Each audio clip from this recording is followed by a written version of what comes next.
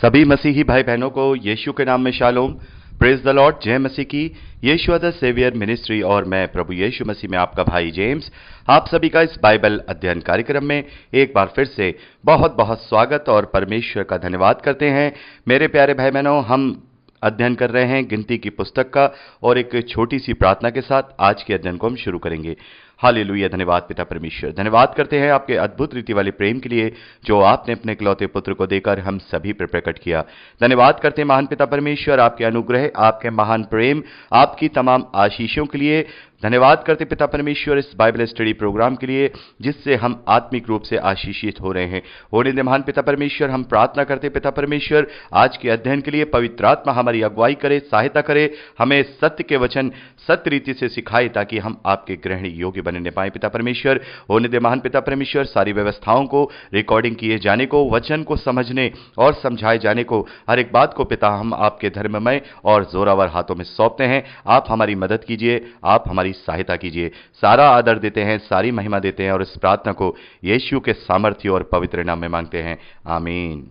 मेरे प्यारे भाई बहनों, अब तक हमने गिनती की पुस्तक में उसका 20वां अध्याय 13वें वचन तक का अध्ययन किया था। आज हम उसके 20वें अध्याय 14वें वचन से आगे का अध्ययन करेंगे।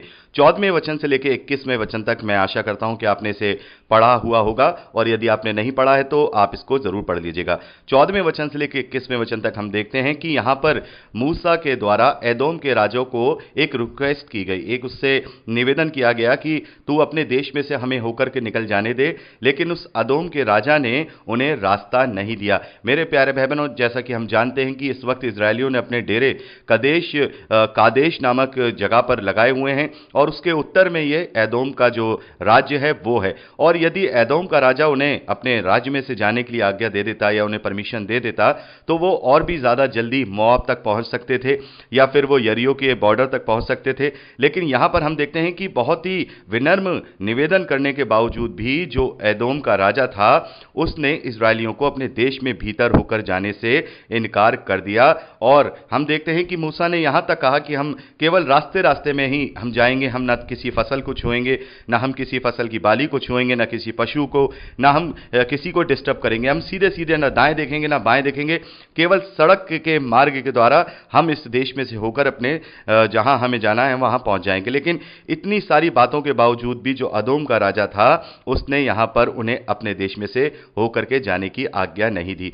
मेरे प्यारे भाई बहनों, यदि अदोम का राजा इजरायलियों को अपने देश में से होकर की इजाजत या परमिशन दे देता तो ये लोग बहुत जल्दी मोआब तक पहुंच सकते थे। लेकिन जैसा कि हम जानते हैं कि परमेश्वर ने उन्हें पूरे जंगल में इधर उधर भटकाया है ताकि उन्हें समय मिल पाए, ताकि वो पीढ़ी परमेश्वर उस प्रतिज्ञा के देश में ले जाना चाहता है वो उनकी जो गिनती है वो पूरी हो सके। मेरे प्यारे भाई बहनों, जैसा कि हम जानते हैं कि परमेश्वर ने इजरायलियों के विषय में मूसा से कह दिया था कि इस पीढ़ी में से कोई भी उस प्रतिज्ञा के देश में प्रवेश नहीं करने पाएगा। केवल 2 ही लोगों के नाम वहां पर बताए गए थे, जैसा हम जानते हैं कालेब और यहोशू को छोड़ कोई भी उस पुरानी पीढ़ी में से जो मिस्र की गुलामी में से निकले थे, जो मिस्र में थे, उनमें से वहां नहीं पहुंच पाएगा। और जैसा कि हमने पिछले संदेश में भी पढ़ा कि मूसा और जो हारून हैं उनके लिए भी ये परमेश्वर ने कह दिया था कि तुम भी इनका नेतृत्व करते हुए उस देश में इन्हें नहीं पहुंचाने पाओगे।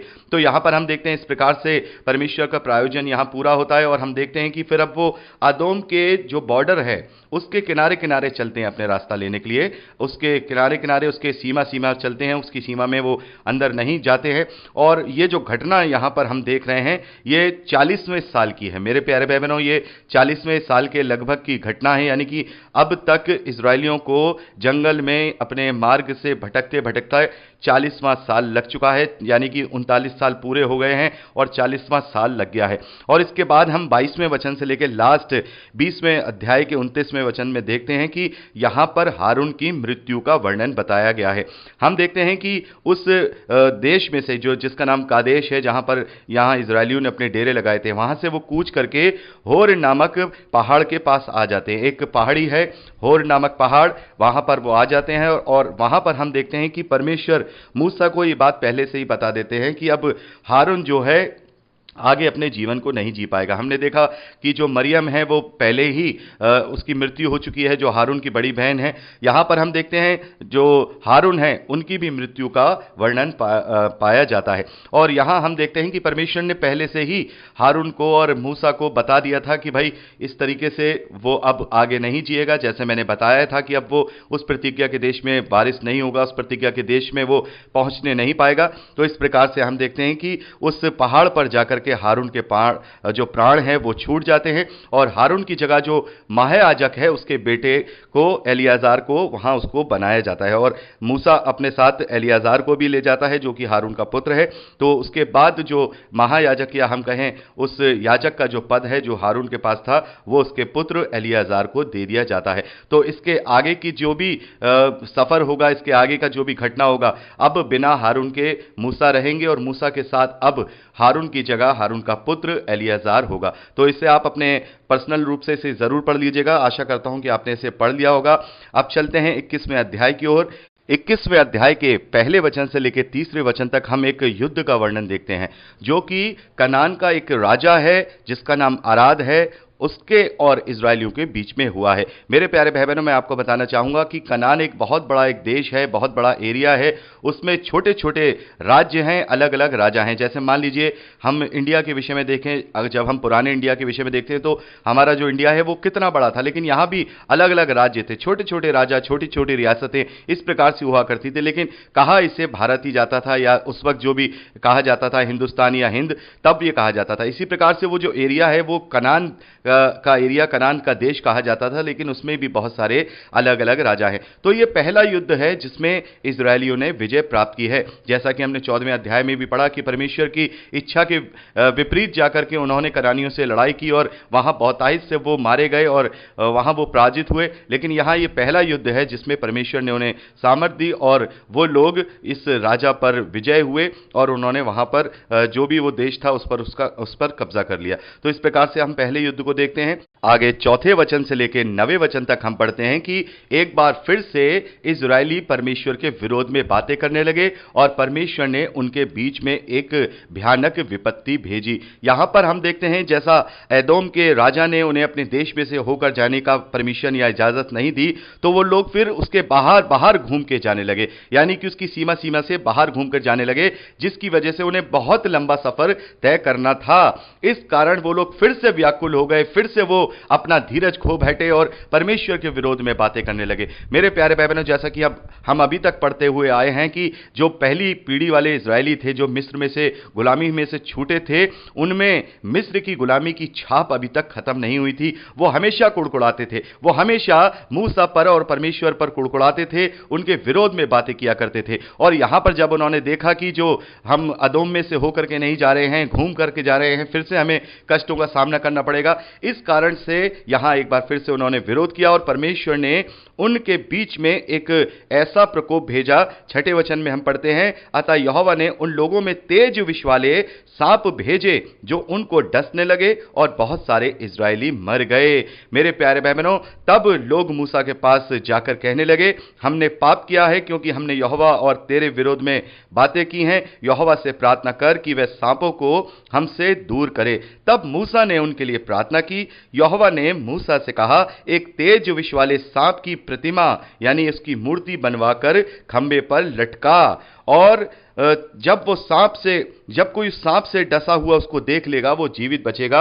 अतः मूसा ने पीतल का एक सांप बनवाकर खंबे पर लटकाया। तब सांप के डसे हुए में से जिसने उस पीतल के सांप की ओर देखा वह जीवित बच गया।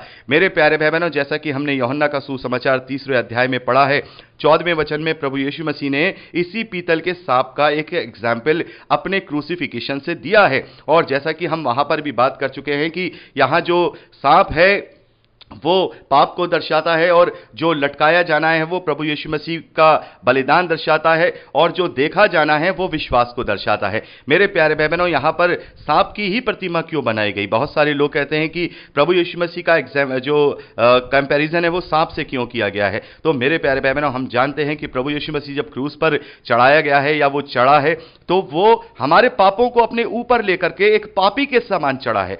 वो निष्कलंक है, उसमें कोई भी पाप नहीं था, वो हमेशा वो निष्कलंक रहा, निष्पाप रहा, लेकिन जब वो क्रूस पर है तो वो हमारे पापों के कारण क्रूस पर है। उसके ऊपर पूरी दुनिया का, मानव जाति का पाप उसके ऊपर है। और जैसा हम जानते हैं कि जो शैतान है उसे प्रतीकात्मक रूप से सांप कहा जाता है, तो यहां जो ये पीतल का सांप है ये समस्त मानव जाति का पाप दर्शाता है जो ऊंचे पर लटकाया गया है। और प्रभु यीशु मसीह उसी की समानता में हमारे लिए ऊंचे पर लटकाया गया है। और जैसा कि हमने इसके विषय में बहुत ही अध्ययन किया है कि जो भी बात परमेश्वर ने इजरायलियों के साथ की है वो सारी प्रतीकात्मक रूप से जो हकीकत में जो उद्धार से जुड़ी हुई हैं, अनंत जीवन से जुड़ी हुई हैं, उनका प्रतिरूप यहां करवाया है। जैसा कि यहां पर इजरायली जब उस पीतल के सांप को देख रहे हैं तो उनका जीवन बच जा रहा है, वैसे ही देखना विश्वास को दर्शाता है कि जब हम अब प्रभु यीशु मसीह पर विश्वास करते हैं तो हमारा जीवन, यानी कि जो हमारा अनंत जीवन है जिसे हम दूसरी मृत्यु कहते हैं, उससे बच जाते हैं। तो इसी प्रकार से हमने वहां पर भी अध्ययन किया था।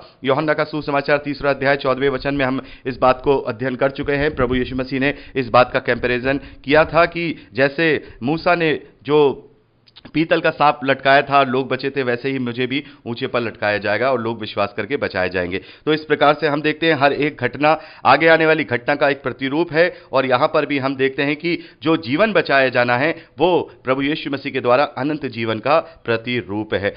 आगे 10वें वचन से लेकर लास्ट 21वें अध्याय 35 वचन तक जब हम पढ़ते हैं तो यहां पर होर से लेकर के मोआब की यात्रा का वर्णन दिया गया है। जैसा कि हमने देखा कि होर पर्वत पर जो हारून है वो मृत्यु को प्राप्त हुआ और फिर वो वहां से जो उनका सफर शुरू हुआ है जो कि अदोम के सीमा से चलता हुआ है, तो ये मोआब तक की जो यात्रा है उसको दर्शाते हैं। और इसमें उन्होंने वहां 2 राजाओं को भी पराजित किया है, जो सिय्योन और ओग के राजाओं हैं, उनको पराजित किया है। इसके विषय में हम वर्णन पाते हैं। तो मैं चाहूंगा कि आप इसको पर्सनली रूप से पढ़ लीजिएगा। इसमें जो मेन बात है वो मैं आपको जरूर बताना चाहूंगा, जो आपने पढ़ी होगी तो आपको समझ में नहीं आई होगी, वो मैं आपको डिस्क्राइब करूंगा।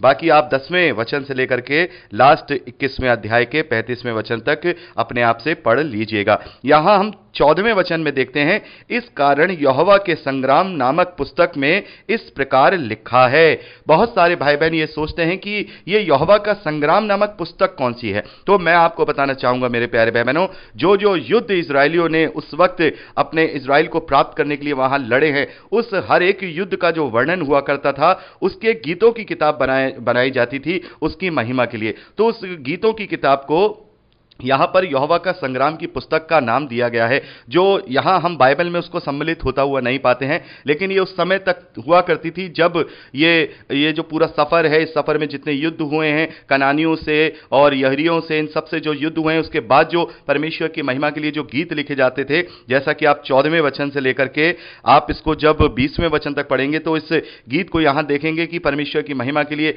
यहां पर यह गीत लिखा गया है। और वो गीत गाया करते थे खुशी में, आनंद के साथ इस पुस्तक में से वो गीत गाया करते थे जब वो किसी देश पर विजय प्राप्त किया करते थे। तो ये वो पुस्तक थी जो कि बाइबल में नहीं है। और हम देखते हैं कि जो यहूदियों के इतिहास है उनमें ये पुस्तक पाई जाती है, लेकिन मसीह विश्वासियों के लिए इसकी कोई महत्वता नहीं है, इसीलिए इसे यहाँ इस बाइबल में जो हम कहेंगे इसको नहीं लिया गया है। तो इस प्रकार से ये वचन था जो आपको शायद परेशान कर सकता था, तो मैंने इसको यहाँ डिस्क्राइब कर दिया है। तो आप 21वां अध्याय पूरा अपने पर्सनली रूप से पढ़ लीजिएगा।